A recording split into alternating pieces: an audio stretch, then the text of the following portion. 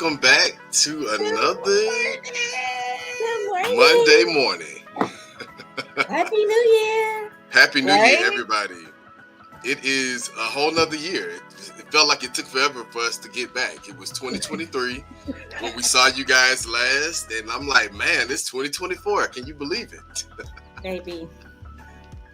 Sorry, we Because needed a 2020 break. to 23, I feel like was a whole year. No, to be honest, yeah, 2020 Yeah, to we started over in 2023 felt 24. like one.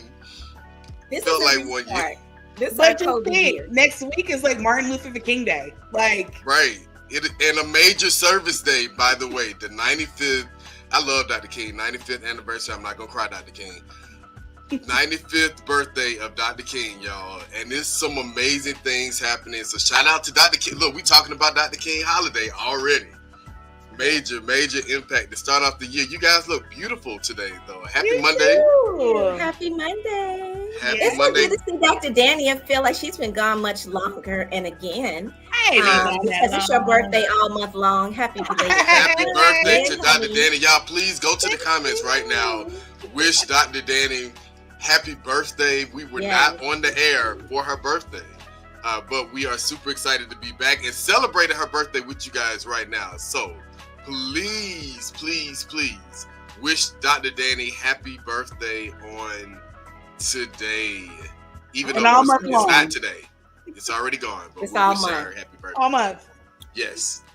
On today, well, welcome back, guys. Listen, I'm not going to be long. I'm going to go ahead and get us right into today's conversation because we got to start us off with Jay's Corner. Now, listen, everybody, we are excited to be back.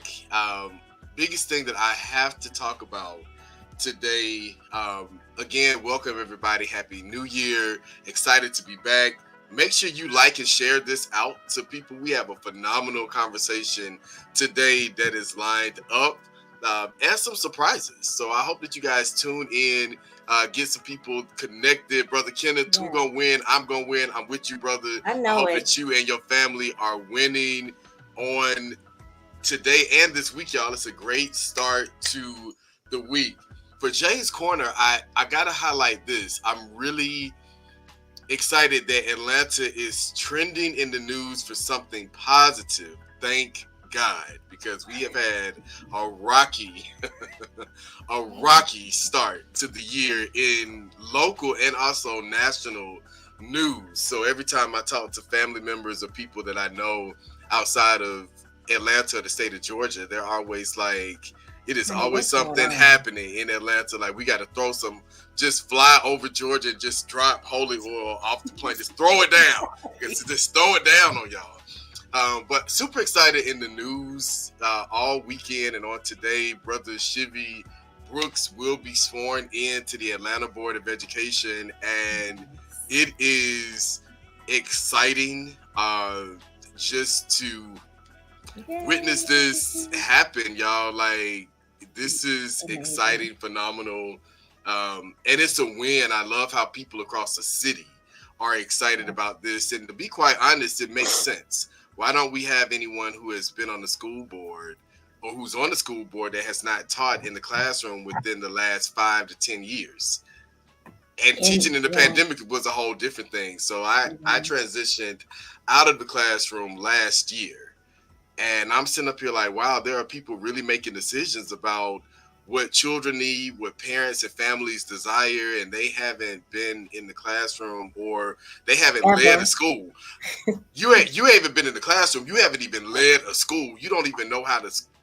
Anyway, thankfully, we have an active teacher, someone who is practicing the actual profession who is on the school board. That is a major win for Atlanta and all of us. So definitely wanted to highlight that for Jay's Corner. And I have to ask, we're kind of pretty quiet in the comments on this morning. People just waking up. They're tuned in, but still waking up in the comments. Definitely want to drop in the comments, what book are you reading for the new year? Yes, that's the question for Jay's Corner to close us out. So Jay's Corner's question: what book are you starting off reading for the new year? And I know that you may be reading the Bible, the Quran, the Book of Mormon, all these different testaments. I have all my spiritual books on my side of me now. So whatever you may be reading, let us know in the comment section. And while we're talking about reading something very positive, Dr. Danny, I want to pass the mic over to you because I believe that the people may need some morning affirmation to wake them up on this morning. I need some affirmation myself. Okay. Good Shonda. morning. But here we go, y'all. Yes. Come on, slide. I am confident that every problem has a solution. Every solution is not my problem to find. Every problem is not for me to solve. Know your position and be open to letting go today. That is the affirmation. Mm. I feel like we want to start singing Frozen. Let it go. Let it go, honey. Let it go. Get all the children up right now to sing that. They're probably already up. Well, you know what? Actually, Baby, the children should be in their seats. Several they of should them. be in school. I don't know. Many I of think some them people are are out of either school. in their seat or on the bus. Okay, come on, somebody. Hopefully they're wrapped up, not in swaddling clothes, but just wrapped up because it is cold outside. And I have to make that statement because I know people are from all over. So some kids got on shorts. The seasons are mixed up, but let's make sure the kids are wrapped and up. hopefully their mama's not trying to put them in an Uber without a car seat. That was on Instagram this weekend. Because girl, get up early enough to get it together.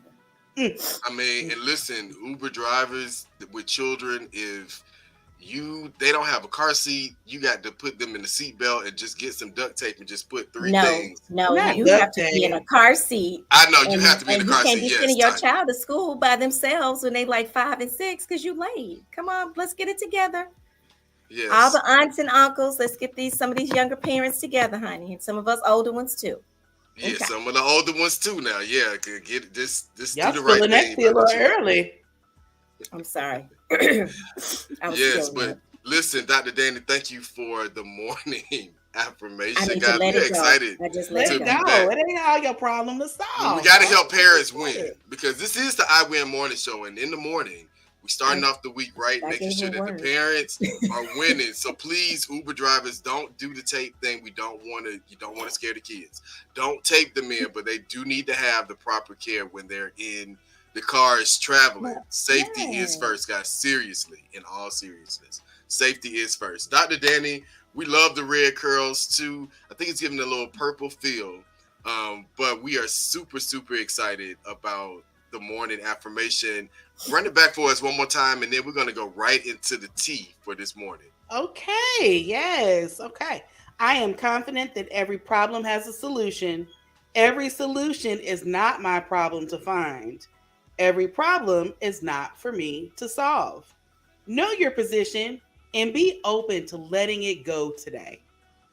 Love that, Dr. Danny. Thank you so much for the affirmation, y'all. Listen, if you enjoyed that, let us know in the comments. Also, share this out with people so that we can make sure that we're spreading the wealth of knowledge to them on this morning. Listen, y'all know what time it is. We got to bring the tea with Tanya, because guess what? It's been a lot of drama happening in these streets, y'all. So, Tanya, we're going to go ahead and kick it over to you with the tea. And yet there is still so much drama in the LBC. Okay, now, good morning and Happy New Year.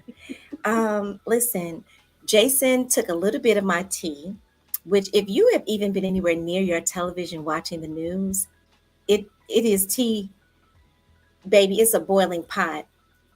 I hadn't watched the news in a couple of days because it had been very troubling, but I was watching on yesterday, and she said, and now Atlanta is making history with the first active teacher. I said, yes, come on, Chivy. So I was so excited to hear that. And I was going to highlight that on the tea today, that Alfred Chivy Brooks will be sworn in. His inauguration is this morning in Atlanta. If you plan on getting there, honey, being in attendance, I suggest you do so promptly. It is at 10 o'clock a.m.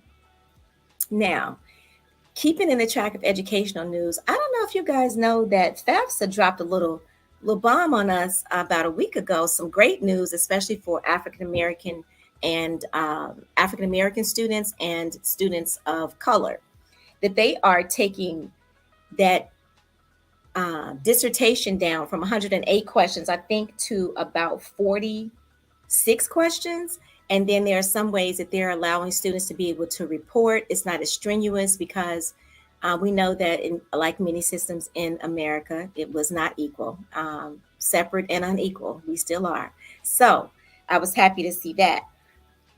Ooh, excuse me, I had a little bit too much tea. Now, something, I try to mix it a little bit with the positive, and I don't know if it was positive or not, but baby, Cat Williams got the community in a chokehold with this Shannon Sharpe podcast. I don't know what it was, spillage, tea, overshare.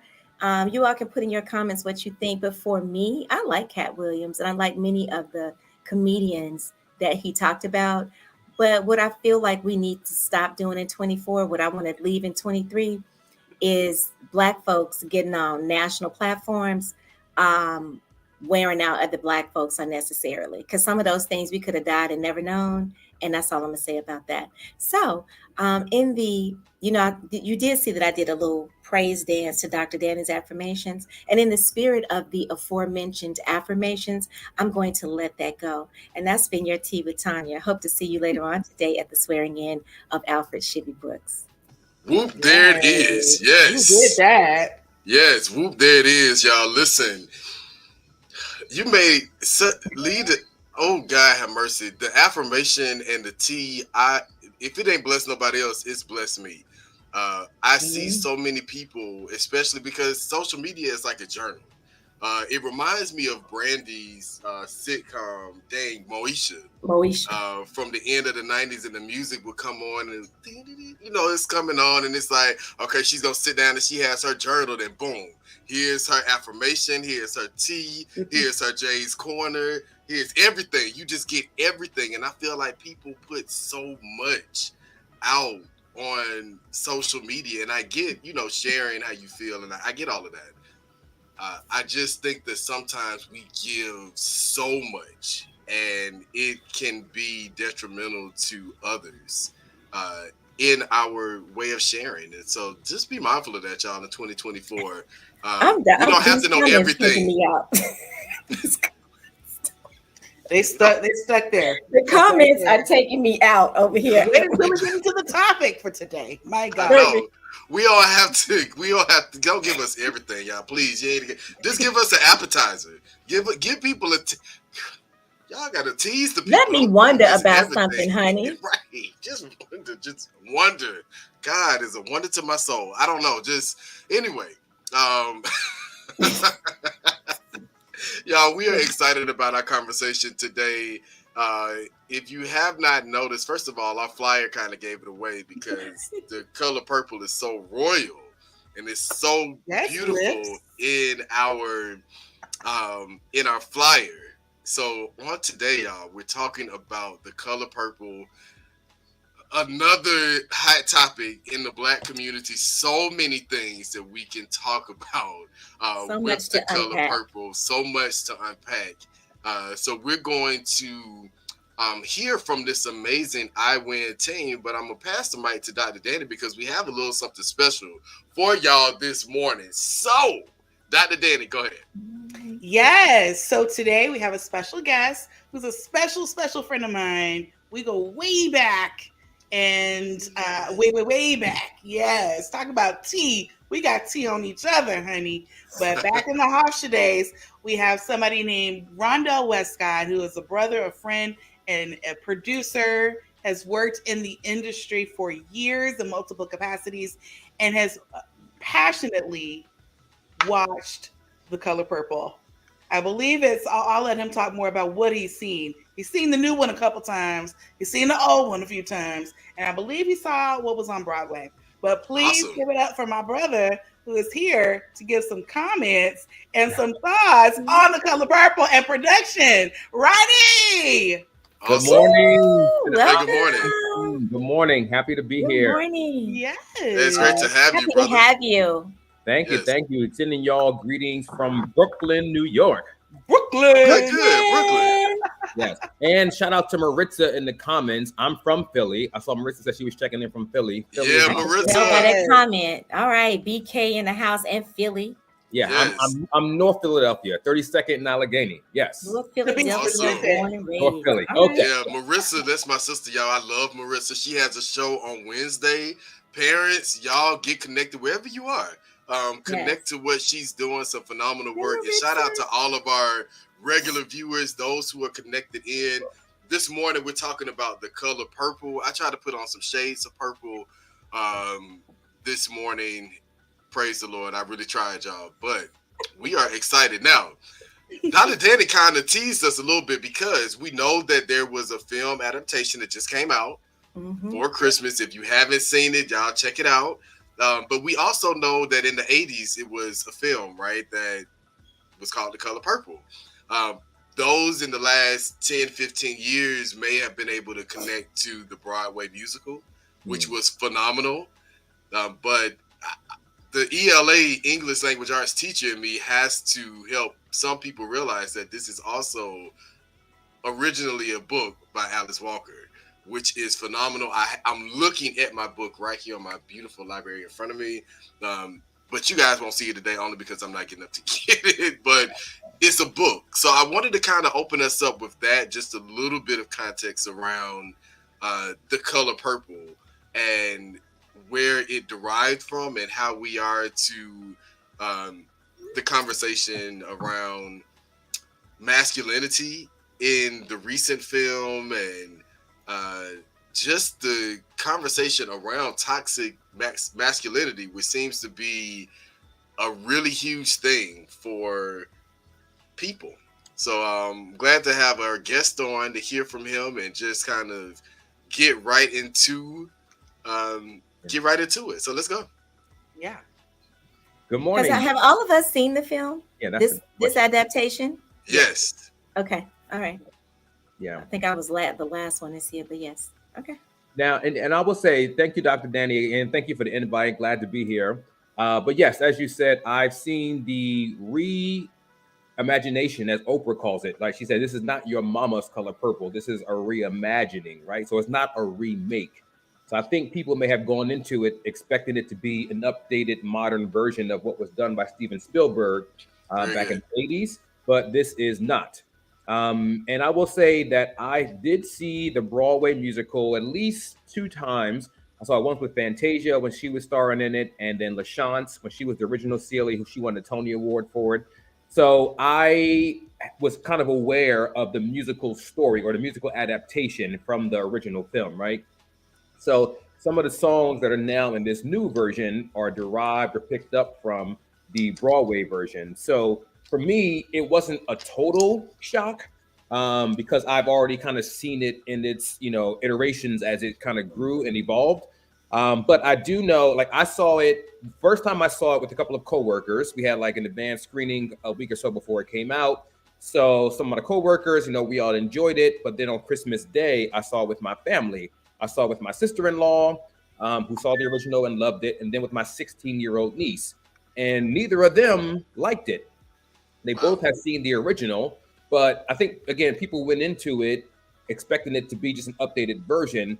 And I think you kind of have to like musicals as well, right? Like if you don't like, what was the show? I forgot. It was a Fox show with Amber Riley. Like that was a musical kind of a, if you guys know that show with that, I know what you're talking about. I can't think of the name. Glee. Yeah. So like, if you don't like Glee, or they did like Mamma Mia, and they just redid the other musical that was the original Rita Moreno. They just redid that musical.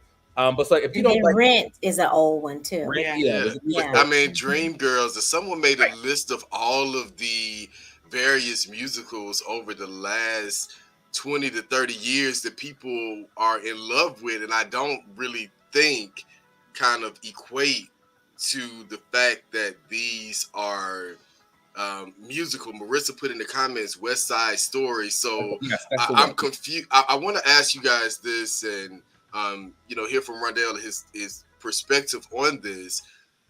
Culturally, looking at our cultures of African culture, African American, Black, Afro, Latina, whatever. All of our cultures are immersed in music, in art, and so I'm curious about why people are having such a fit about a musical or music that is intertwined into a film adaptation, because that's what they promoted it as.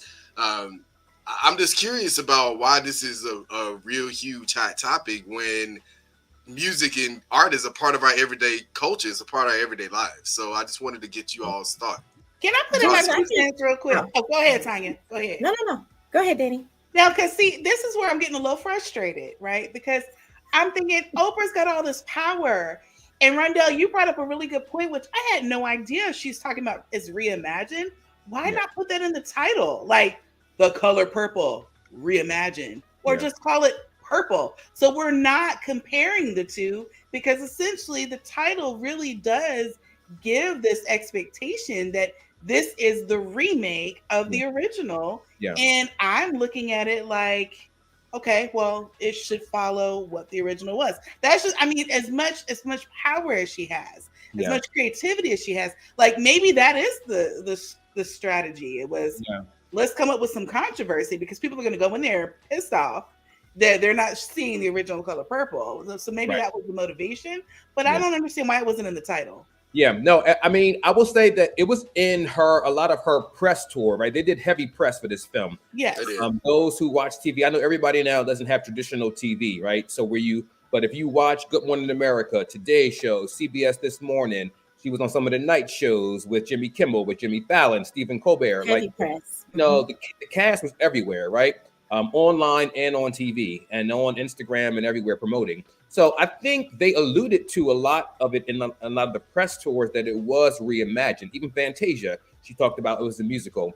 But I think people either didn't see a lot of the press or just assumed it would be the same as the original film and didn't pay attention to the press, right? You kind of feel like, okay, it's going to be the same. I love the original. I'm going to go again.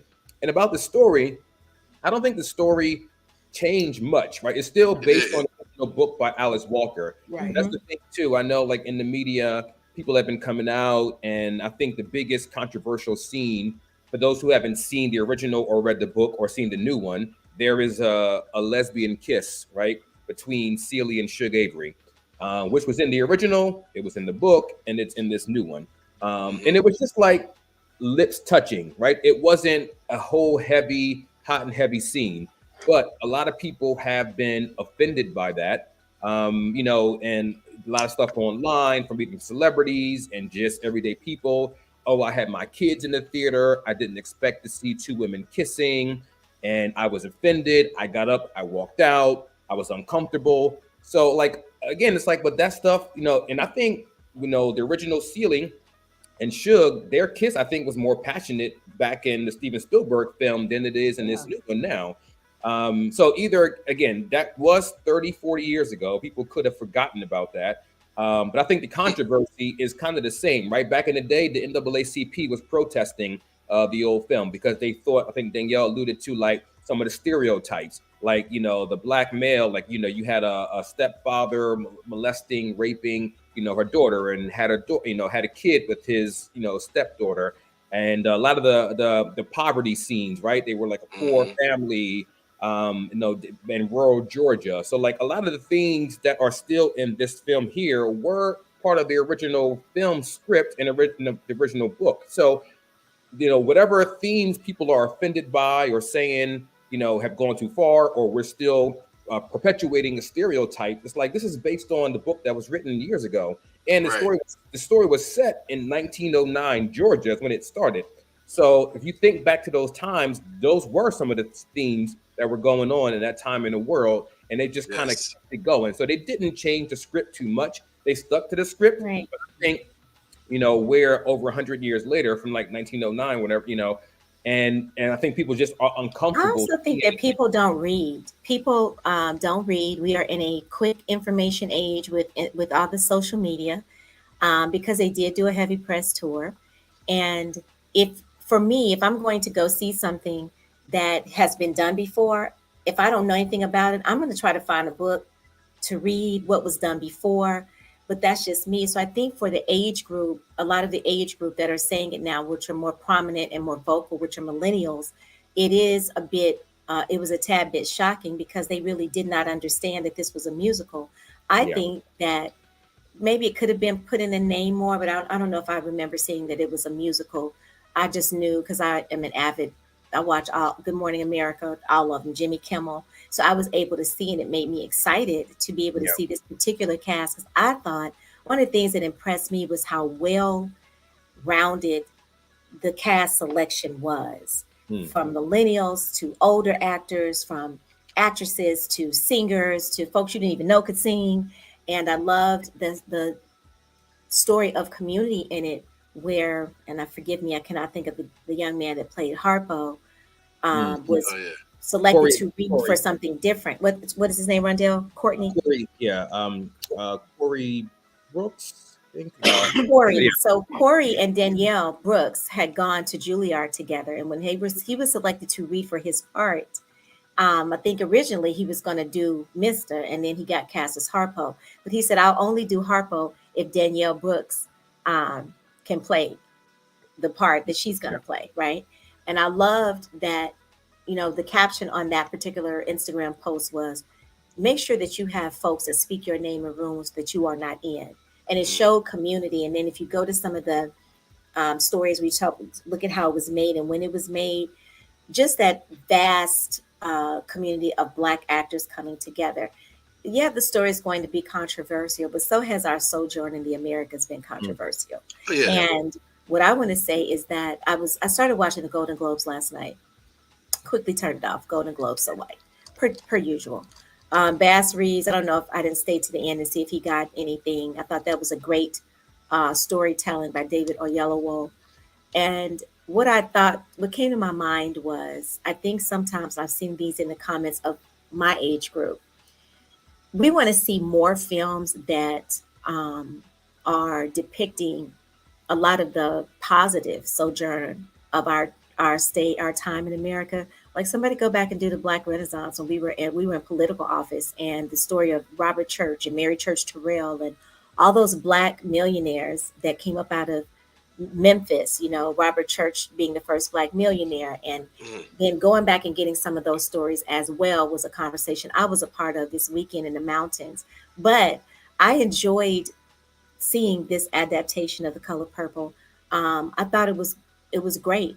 Yeah, I winced at some of it because some of our history is not as palatable, but the acting, the singing was on point. The stretching of some of the characters, some of the actors and actresses that we saw that we haven't seen in those roles, I thought it was great. There's always going to be talk about it. I think more talk has been around the actors coming out and saying they haven't been paid their worth, and quite possibly weren't paid their worth for that particular film, which is more troubling to me than anything, because Moneybags Mama. I don't. It makes you wonder. Oh, I'm sorry. Go ahead. No. That was that was the most troubling part to me, because it makes you wonder: is it that Oprah is Black and the expectation is that she should have done something differently for Black men? That's because good. I'm gonna tell you right now, we have all watched Django Unchained, and I don't know how many people I heard talk about how Black men were portrayed in that movie. Roots. I mean, we all, their negative portrayal. It's not necessarily the Black man being the abuser, but it's the way we're being abused as well, right? And a lot of these films that's that good, are Dr. produced Danny. by white producers and directors, you do not see the same type of flack that Oprah's getting for this film in particular. Yeah, and Go ahead, Rondell. Go ahead. No, sorry. Oprah made a statement last night, on the Golden Globes carpet about the budget. Telling it to your point, and she said that budgets came from Warner Brothers, right? She was hired as a producer, just like Taraji and Fantasia were hired as actresses. Yeah. So, like, the budget came from Warner Brothers, not Oprah Winfrey. Right. So many people's point, like, Oprah is a billionaire. Why is Taraji complaining about her fee? Oprah said, just like Oprah had to negotiate her fee as producer, just like Taraji had to negotiate her fee as actress. So I don't think it's fair when people are looking at Oprah, right? And saying she should. And that's a valid point. were given Yeah. more, when Warner Brothers is the producer of the film in the studio who provided the money to fund this film. Right. And And there I were wanted two to, other white men on this film, yes. executive producing and producing with her. So to your point, that is a valid point to take that off of Oprah and put it back on the people who were the house that this came out of, which was Warner Brothers. Yeah. Didn't come Yes. out of OWN network or anywhere else. Right. That I feel like is a very politically charged conversation. I know people are tuning in. Brother Kenneth, we know you didn't watch the film. We're talking about the adaptation, but we're also getting into the conversation around Black masculinity and how it's represented in the book. I want to center us back on that. Tanya, I know you also have parent work that is calling you. So I want to get your perspective on this. Connecting this also to what we were just talking about with Oprah. I think that it highlights the double standard that we have, not just against Black people, but also against women. Because the men who were in power for the film were not held accountable like people are holding Oprah accountable to the equity in pay and the wage gaps between the women and the male actors and all of the other things that have been highlighted. It's always easy to have the Black woman to clean up things. So I wanted to just state that about what we were just talking about.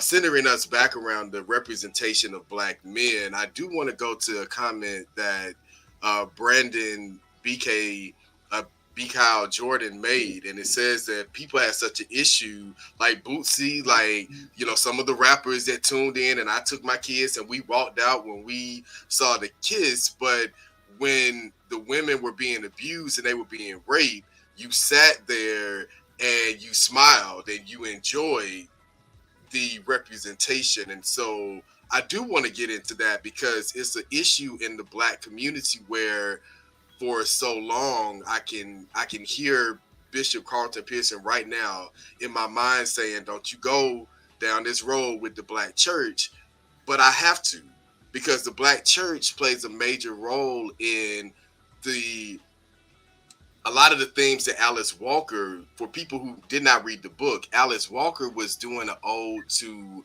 Lorraine Hansberry and James Baldwin and those from that era that were highlighting the issues in the Black community that we like to sweep away, that we like to hide and don't talk about. And a lot of these things are themes that are reoccurring that do portray Black men as being the oppressors of our community. And I'm a Black man, but I have to be real that it shows up every day, even in 2024. So we'll start with Tanya Brodell, then Dr. Danny. Just what are your thoughts about the representation of Black masculinity that have shown up throughout whichever adaptation from the book, the musicals on Broadway, the original film, the current film that you may want to highlight? But I definitely want to get your thoughts and the thoughts of those who are viewing this. What are your thoughts on the representation of Black masculinity with The Color Purple? My thoughts are go make something yourself that you can get your ducks together, the entertainers, rappers, folks with money, and put forth an image that you would like to see. I think LeBron James and some others have gotten into doing made-for-television movies and documentaries lately, putting forth a different narrative. But that is, to me, akin to the CRT movement and white people trying to obliterate the fact that slavery was a part of our history. You don't want to see the ugliness that is America. We don't want to see that part of our history, but it is a part of our history. And then what we have to ask ourselves, because I typed, go back and read the book, is that part of our history is what the white patriarchy or white men did to Black men, and then Black men in turn turned around and did to Black women and to their families. And it is toxic, but it is also a part of our history. I think the more prevalent answer is, why is it showing up so much still today in the Black community, and how do we fix that? Because it is a part of our history. It did come through as themes throughout the movie because that is what was happening then. But I think I have more of a problem with the fact that even in the comments about the movie, like you just said, didn't have as much problem with women being raped and um, beat into doing these traditional roles and work. We have more problems with the lesbian kiss, but we don't have problems with watching some of the things we watch on television or listening to the music. It's hypocrisy, and it's black male toxicity in a lot of the music and other cultural things that are very prevalent today. So if we're going to address it, we need to address it um, overall, not I just love it. in a film. Hmm. Yeah, I mean, to that point, I think when like celebrities and people who were commenting online and saying things, not defending anybody or anything, but I think when you kind of agree with like the themes, right? Like some men are okay with an older man being with a younger woman, right? So that happened in the film. So when that sits right with you, it's not offensive to you when you see it on camera, right? So that's why people could have glanced over that and been like, oh, okay, well, he slept with a younger girl, no big deal. I do that too, right? So that's why I think some men could have ignored that theme and been more offended by the girl on girl kiss. One, because they just think that could be immoral, right? Like, oh, that's not what we see. That's not what we do in media or on TV. And I don't want my children who may be sitting here to see that or to observe that. So, I mean, I think it is a serious thing that, well, we can, like, in the movie, the father who was the stepfather, we came to learn, raped Celie, and she had two kids by her stepfather that he then, took away from her, and she didn't get them back until they were much older. But again, that's a theme that people can accept, I think, So, and again, when things resonate with you, you don't see it as offensive, So I think that's kind of where it was and why people glanced over some of those things, like the rape and the underage marriage, because when Pa, the father, gave Celie to Mister, she was like 14, 15, and she had to come in there and clean and wash and take care of the kids, and she was underage girl. But like the father was okay giving his daughter to an older man, And again, some people may see that and not see anything wrong with it. They're like, oh, okay, well, a woman should be submissive. A woman should be taking care of the house, should be cooking and cleaning and taking care of the kids. So again, when these themes resonate with you, it doesn't bother you. You know what I find interesting? Thank you for sharing that, Rondell. I find it really interesting that this is a film in particular that has a very strong male presence. And we haven't talked about the stereotype of Black families that have families that don't have Black men in there. But in this film in particular, you have generations of men. You have Mr. with his father, with his son. And it's really interesting that as people are talking about the negative portrayal of Black men in this film in particular, what I admire is the presence of men in this film in particular and their relationship. It might not be perfect, it might not be healthy, but it's the presence. And we always talk about these films that don't have a presence of Black men in there. So I want to focus on that a little bit, but also too, and really understanding Mr. wasn't necessarily a bad person, but he was misunderstood. Now I'm going to say this because, yes, with Celie, he was an abuser. With Suge, he was a lover. And we have to remember that even in that, look at how he was a father to Hoppo. Mm-hmm. And even though he was not ideal, gave him a hard time, again, he was teaching him to be a man. And the only way in which he was taught to be a man. Yeah. And so I think we have to really be clear on what our expectations are of Black men in films. There are different ways that we show up. There are different ways that Black women show up. And it's really important to be clear, like this film cannot be the catalyst for how we see all Black men. It can't be. Thank you. That's good. That's good. Love that, Dr. Danny. We do that too often, that we make one thing for all. And we have to remember that this is the power of free will. And this is why I am just so in love with God, because God is so much more than meets the eye. God is so much more than what we've been taught. um, to believe. And I'm harping on that because everyone's experience still connects to the same story. It's I say this often in conversations. The same script is different cast, and it looks different because it feels different because it's a different experience. I didn't have Suge's experience, but throughout the throughout the movie, I was like, I have been in some situations where I've been like, that was probably me in that moment with a lot of characters in the film.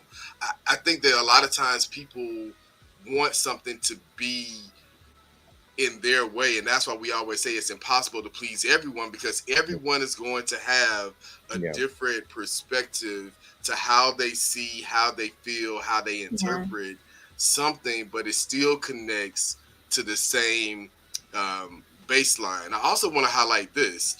Towards the end of the film, it was a beautiful beautiful closing. I don't want to give away the scene, but I do want to highlight this. It actually kind of reminded me of Savannah for some reason. I don't know why.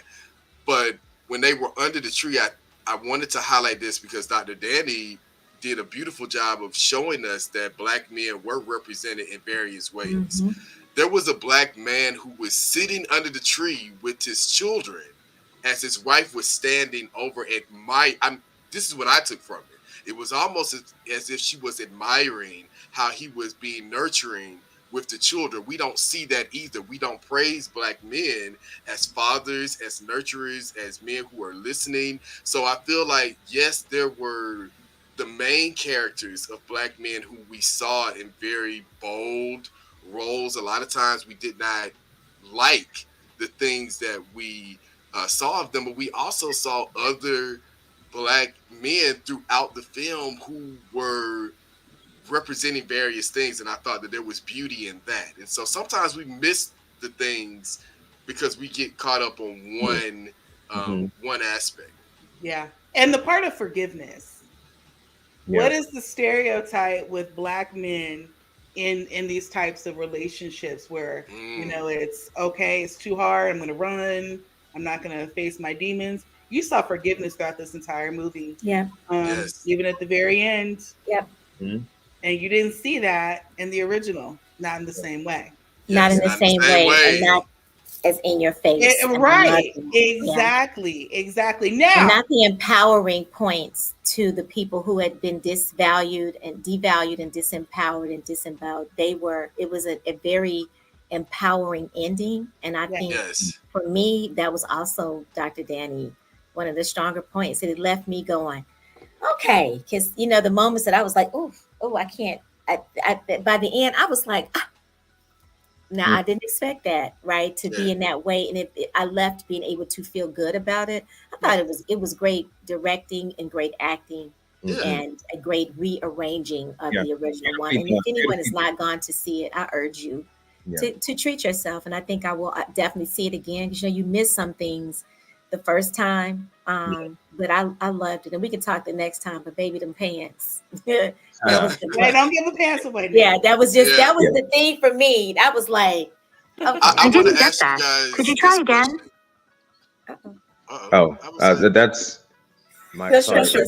Oh, okay. I was like, somebody else is joining us. Gang, come on in. Listen, I want to ask you guys this. I keep thinking about various versions of the Bible. This is what keeps coming to me, and how you have the women's version, you have the kids' version. Same story, it's just in different presentations. That's what I think about with The Color Purple. You have the book, which if people, I just thought about Bootsy. I'm like, baby, if you falling out about this peck in this movie, then when your daughters read the book, they're gonna have to usher you out of here because the book is very much more detailed. It's different. It's real. And I love the various adaptations over time. That's why I wanted to say about how stories can be told in different ways, but the themes are still there and they still connect. What character would you choose from The Color Purple to, maybe create like, I know that Taraji mentioned this in an interview, creating like The Color Purple multiverse, and where it's different versions and other stories that derived. What character, what family, what part of The Color Purple would you take and maybe do an adaptation and make a story about? Yeah, I mean, I'm going to pick an unpopular one. I think Squeak, right, or Mary Agnes, right? You know, I think because her storyline in the original or in this one wasn't really developed, right? We didn't really get to see much about her. Well, her, the singer, played Squeak in this new version. That's no spoiler. But, you know, I think her, like when she wanted to go to Memphis with Suge and she wanted to be a singer, you know, I think seeing what she evolves to, how she evolves, how she becomes into her own, grow her character, more character development. I think that could be like a spinoff, if you will, or an offshoot of the original. And I think it's a character most people probably wouldn't select to do like a spinoff of. I love that. Dr. Danny. I would have to say Nettie. I would love to know more about the adventures in Africa. I knew it. Yes. I want to know, like, if she fell in love. What was that like for her? Because, you know, comparing her to her sister, who really suffered the brunt of the abuse, but she got out because of her sister suffering. I want to know what that was like, because she was very progressive during that time. Yeah. Yeah, That's and also good. Nettie has some abuse too, you know. Right. Yeah. She came to Mister's house because Exactly. her father touched her. Yes. You know? So she and her in some way also suffered molestation, harassment, abuse, sexual abuse on behalf of her own her stepfather, at least. Right. Yeah. I like these ideas. So listen, we know that we got a good brother on who may be able to make these come to pass. So y'all drop some more ideas from the show. So like 5 years from now, we can get a highlight. Like, yeah, you know, I picked this up from the I Win Morning Show. Who would you pick, Jason? I was gonna say, Dr. Danny, I love that you picked Nettie. I think that would be beautiful to learn what happened in Africa. I love the character that her played. I would love to, you know, see more about that character. I would have to say Mister's father. From the original movie to the book, the brother. First of all, the brother was fly. I mean, the and this could have been something in the set, but every outfit, the glasses changed, and I was like, "Ooh, that's me." The glasses changed, and the fact that he always had something to write with. It reminded me of my great grandfather, but also that generation of men. It reminded me of the Black Renaissance man. I love that nuance. So I would love to hear more about his story throughout the musical, the book, the recent adaptation. He was highly intelligent.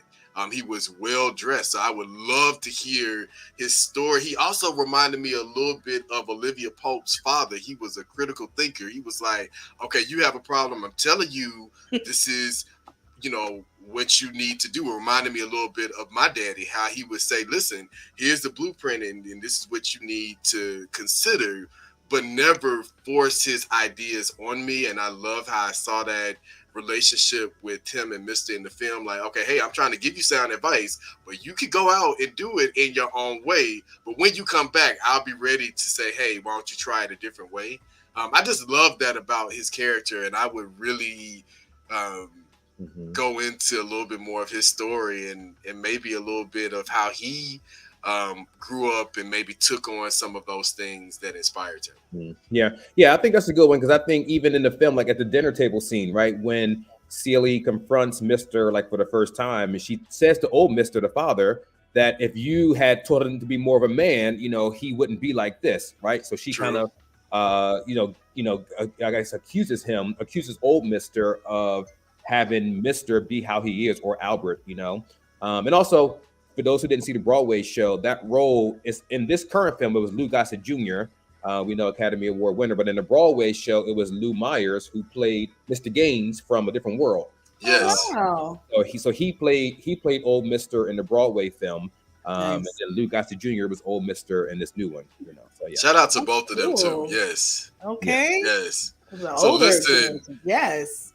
we are at the end of our time, but I have to ask this. This is what we're talking about: film, the impact of art, all of this. Go ahead, Dr. Danny. Before you go to your closing question, we have to have a closing fact.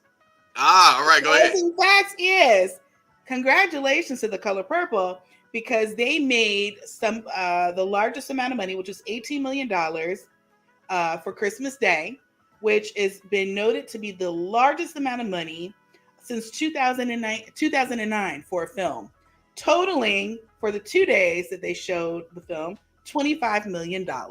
Congratulations. Wow. And y'all know we got to bring y'all some data points and facts in every episode. Dr. Danny, thank you for that. Yes. And it also speaks to, major shout out to Kwanzaa, and that is called, that's the economic piece, y'all. Like, we came together to support something, which is phenomenal. We do this with films often, but how do we do this in our everyday communities to support local artists, to support nonprofits, to support schools, to support small business owners? We have to show up in that same way. Major shout out to Keith Lee, who is helping to bring some shine and light to entrepreneurs locally in the food area. But we can also do that for teachers and theater and all of that as well. So thank you, Dr. Danny, for that data. And I'm curious, y'all, what are some films that we should be looking out for this year? Musicals we should be connecting to, because I think that we still have to get immersed in the arts. Please know that the arts is something that has been actively been removed from our public schools because they are defunding arts programs. So what are some things that we can connect to collectively to get people to continue these conversations? As far as I'm gonna go with brother. I was hoping that our producer was gonna tell us. Oh, yes. Yeah, I just say, stay connected at least. Like me, I follow just a lot of the blogs, a lot of the industry trades, a lot of the, sites. I would say, like, I have a whole folder of things that I take a look at, like the Hollywood Reporter, Deadline TV, Variety, some sites that I check every day just to kind of see what's going on and stay current for TV news, film news, all kinds of news. So, and then you also get to see a lot of previews of behind the scenes and, a lot of things that are to come. So for me, and I don't know like all the films that are coming out this year, but I say stay close to the trades. You can follow them, whether it be through Twitter or Instagram. I'm not on TikTok, but maybe some of these outlets have TikTok pages too. Yeah. But again, Hollywood Reporter is a great one. Deadline TV is a great one. And I also work in advertising, so I check out Ad Age and Ad Week. And that just kind of gives you just what's going on holistically between all of the media landscape. I love that. Now, listen, guys, this has been a phenomenal. We had so much more we could have talked about with this conversation, but I'm glad that we did choose this angle with The Color Purple. Dr. Danny, I know Tanya is still on, but she had a parent that was in crisis that needed her. So she's still backstage and can hear us. So I'm going to put this out for the audience. One of my very favorite organizers, Rustin, Bayard Rustin, has a film on Netflix. I would love to have Brother Rondell back on in February, maybe to talk about that film. Dr. Danny and Tanya, I know she's giving me the thumbs up because the film is phenomenal, but some aspects that I think you could definitely lend your voice to and really engage our audience in a really amazing conversation about that film, which is on Netflix. Hopefully will spark other films and stories to be told as well. So the art of storytelling, y'all, embrace other people's stories. Everyone's story perspective is not going to be like yours. Dr. Danny, Brother Rondell, final thoughts before we close out. I say let's continue to support the arts, but let's support our Black men who are working behind the scenes too. Yes. Because just like Black male educators, we don't see enough of y'all. Yes, that's good. Yeah, and I'd be happy to come back to talk about the Rustin film. And I think people may know, but it's the same lead from Color Purple, Coleman Domingo, who plays Mr. in The New Color Purple. He also plays in the Rustin film as well. He's the lead there. So he has two films actually concurrently. Nice. But yes, to your point, Jason, just continuing to support Black film, Black theater, Black television, right? Just be a consumer of it. If we watch, we up the numbers, which numbers help the advertising dollars. And the more viewers they get, the more they can charge and, for advertising. So just us clicking on something and watching and getting clicks up will help these things be financially successful as well. So just give our support, watch, comment, even if you talk about it on your social media, that encourages people to go watch it or go check it out if they haven't seen it, because they're curious. So talking about it online, watching, clicking, all those things will help these Black-owned productions, be more successful, and they can do more of them because we watch. Yes, most definitely. Hey, everybody, listen, make sure you subscribe to the Educational Entities YouTube channel for more of the I Win Morning Show. This was a really, really good conversation, and I cannot wait until February when we talk about our next film, which is going to be super dope. Listen, guys, you can also leave comments and let us know, are there other films that we need to be aware of and we can consider in our rotation? But this has been the I Win Morning Show. Welcome to 2024. We kicked it off in a major way. Color Purple. Thank you, Brother Rondell, for being on. It was phenomenal. Everybody have a great week. And if you did not see the film, please go check it out and make sure y'all stay connected. Watch Rustin before the second week in February, because it's Black History Month and we're going to get into it. Have a great day, everybody. Peace and love. We win. Happy Monday. Happy Monday. I hear Tanya in the back talking about Happy Monday.